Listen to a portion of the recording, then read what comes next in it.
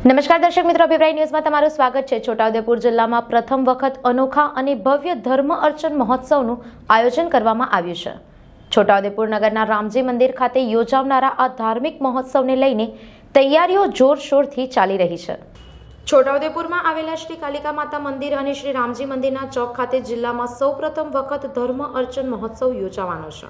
આ મહોત્સવ અંતર્ગત પ્રભુ શ્રી રામ અર્ચન, ગૌ માતા અર્ચન અને તુલસી માતા અર્ચન એમ એક સાથે 3 અર્ચન વિધિઓનું આયોજન કરવામાં આવ્યું છે।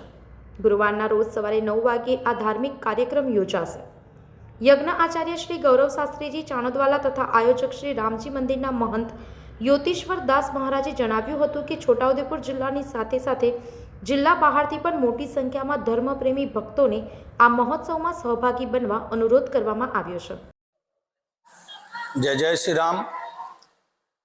25/12/2025 के दिन अपना छोटाउदेपुर में रामजी मंदिर कालिका माता चौक में भव्य नव्य दिव्य और अलौकिक प्रसंग एक आवी रह्या छे, जेमां बधाने जोड़वानुं जेटलुं जोड़ाय एटलुं सारुं। एमनामां राम अर्चा अने गौ अर्चन अने तुलसी पूजन ने भव्य आयोजन छे, जे अपना छोटाउदेपुर में पहली वखत થઈ રહ્યા છે।